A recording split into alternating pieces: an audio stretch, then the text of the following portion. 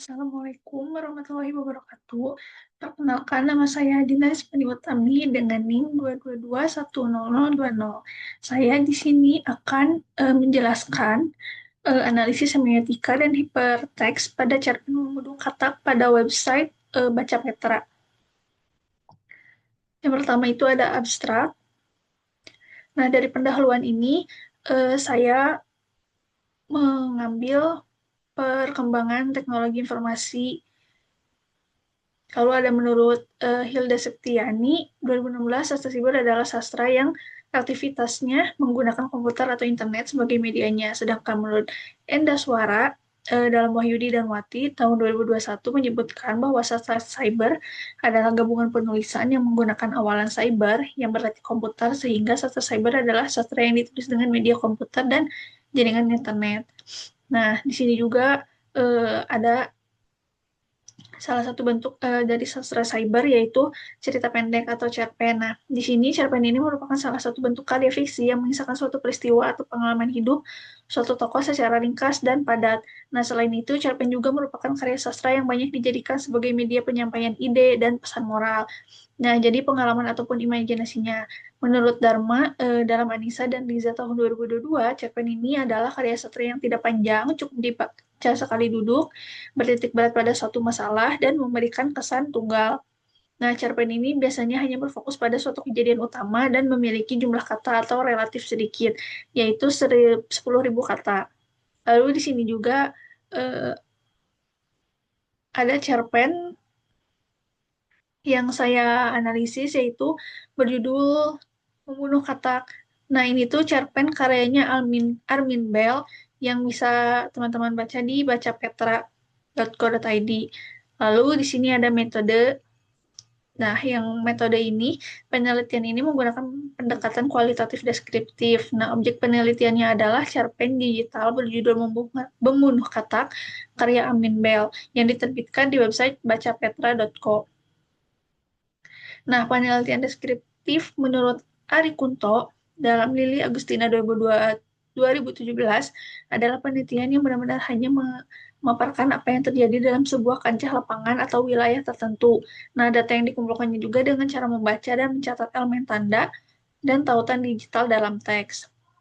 Nah, analisis semiotika ini mengacu pada teori Charles Sanders Peirce yang membagi tanda menjadi icon, indeks, dan simbol. Sementara itu, pada analisis hyperlink menggunakan pendekatan intekstualitas digital yang melihat relasi antara teks utama dan teks lain yang dihubungkan melalui tautan digital. Nah, ini adalah cara kerja dari teori semiotika. Lalu selanjutnya ada hasil dan pembahasan. Nah, pada deskripsi web atau tautan yang diambil, ini ada Baca Petra. Nah, jadi Baca Petra ini adalah sebuah media digital yang dikelola oleh Yayasan Klub Buku Petra. Nah, media ini itu berisi berbagai konten literasi seperti cerpen, puisi, ulasan, dan reportase literasi. Baca Petra ini bertujuan untuk meramaikan agenda literasi di Indonesia, khususnya literasi digital, dan menjadi wadah bagi para penulis dan pembaca untuk berbagi karya dan pengalaman pembaca. Nah, tautan yang diambil di websitenya ini adalah cerpen yang berjudul Membunuh Kata karya Armin Bell. Lalu ini adalah tangkapan layar dari websitenya ya teman-teman. Jadi gambar yang telah diambil ini berupa tangkapan layar dari halaman website Baca Petra dengan cerpen Membunuh Kata karya Armin Bell. Nah, tangkapan layar ini menunjukkan website Baca Petra yang menunjukkan bahwa teks ini disusun dalam paragraf panjang dengan penyisipan tautan yang mengarah langsung pada situs eksternal menunjukkan adanya integrasi intekstualitas digital. Selanjutnya adalah penjelasan hasil dan pembahasan atau temuan penelitian. Nah, berdasarkan analisis semiotika Charles Peirce, ditemukan elemen cerpen yang mengandung tanda simbolik. Nah, sebagai berikut. Yang pertama itu ada tahap representamen atau signifier. Jadi tahap pertama itu yang termasuk ke dalam signifier itu adalah kata pincang yang merupakan representamen utama. Jadi ia itu muncul dalam kisah sebagai makhluk yang diklaim menjadi sebab utama dari perilaku menyimpang tokoh utama yaitu Petu. Nah, kata pincang itu dalam narasi Dukun Ahmedmu adalah makhluk yang dilukai oleh Petu di sawah sehingga menyebabkan kutukan yang membuat ia terus-menerus menyepak atau menyiksa anaknya sendiri, yaitu kibus. Secara resep Pentamen, katak ini adalah simbol penderitaan dan karma yang tidak terselesaikan. Selanjutnya ada tahap icon, indeks, dan juga simbol. Nah, yang pertama itu ada pasungan di dapur. Nah, jadi dapur ini adalah tempat dipasungnya petu. Ini adalah ikon yang keterasingan tokoh utama, penyesalan, dan hukuman moral. Jadi ruangan itu adalah lokasi awal mula pengkhianatan yang dilakukan oleh istrinya, yaitu Tina, dan kini ruangan itu menjadi ruangan introspeksi petu. Karena terdapat kemiripan fungsi dan makna emosional dari tempat itu. Nah, dapur lama ini menjadi ikon kesunyian dan penebusan. Yang kedua ada mata buta kibus. Nah, kibus ini menjadi buta karena ulah ayahnya sendiri yaitu Petu. Nah, ini tuh adalah indeks langsung dari kekerasan yang dilakukan oleh ayahnya Petu. Nah, jadi mata buta kibus ini menjadi bukti konkret dari trauma sekaligus pengingat Petu dari dosa yang ia perbuat terhadap anaknya. Tanda ini menunjukkan adanya hubungan sebab akibat yang jelas antara tindakan kekerasan dan akibat fisik yang ditanggung anak. Yang ketiga ada katak berumur panjang. Jadi katak di sini itu menjadi simbol utama dalam narasi Dukun Ahmed Nuh. Nah, yaitu adalah orang yang dipercayai sebagai sumber kutukan dan gangguan perilaku yang didapatkan oleh Petu. Jadi dalam lingkungan masyarakat tradisional, hewan seperti katak ini bisa melambangkan sebuah kutukan, kesialan, atau karma.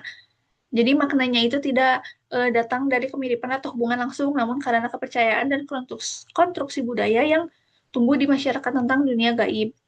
Yang Lalu selanjutnya ada tahap interpretan. Nah, berdasarkan uraian di atas itu menunjukkan bahwa cerpen membunuh katak ini menggambarkan ketegangan batin seorang ayah yang dibayangi rasa bersalah terhadap anaknya, trauma akan masa lalu, dan keterasingan dari keluarga serta masyarakat. Jadi, tanda yang terdapat dalam cerpen ini memberikan gambaran bagaimana tokoh utama yaitu Petu hidup dalam pusaran penyesalan karena telah melukai anaknya sehingga menyebabkan kebutaan. Lalu cerpen ini juga membuka kritik terhadap sistem sosial dan kepercayaan tradisional yang kadang menjadi pembenar dan kekerasan dalam rumah tangga. Jadi dalam cerpen ini juga menunjukkan bahwa mitos dan rasa penyesalan ini dapat mengunci seseorang dalam keterasingan dan bagaimana pasungan menjadi simbol dari penjara batin.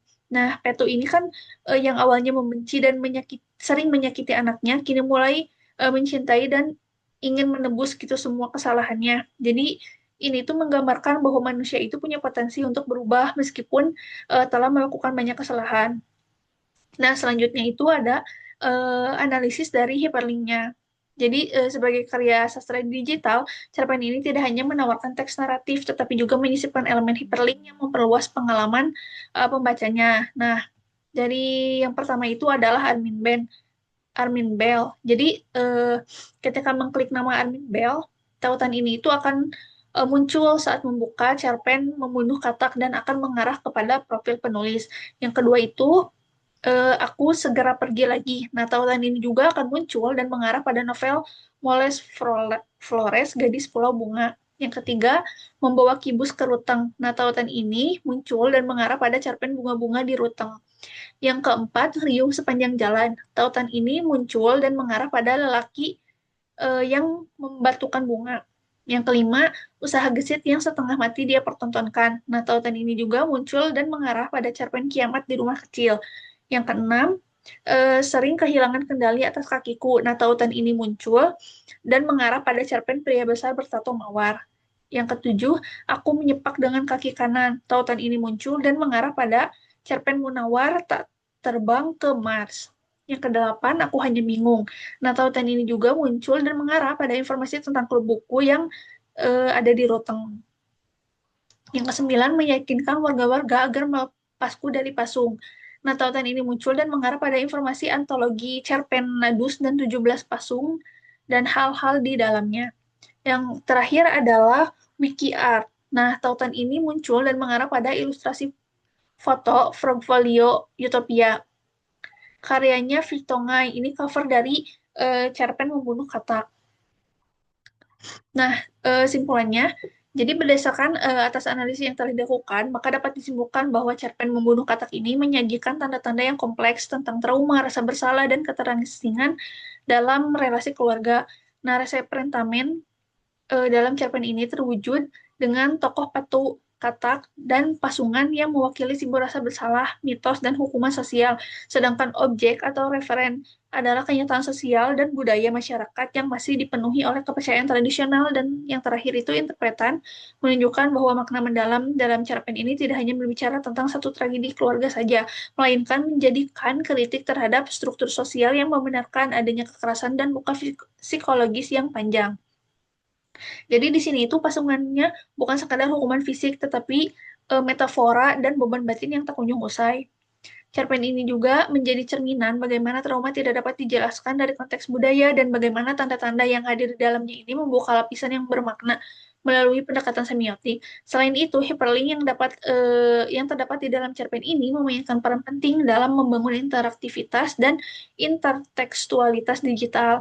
Tidak hanya memberikan pengetahuan faktual, tetapi juga dapat memperkaya pembacaan. Nah, ini juga menunjukkan bahwa tautan digital ini bisa menjadi alat estetis dan struktural yang penting. Nah, mungkin cukup sekian penjelasan dari hasil analisis yang telah dilakukan oleh saya dari analisis semiotika dan hypertext pada cerpen Pembunuh Katak pada website Baca Petra. Oke, cukup sekian. Assalamualaikum warahmatullahi wabarakatuh.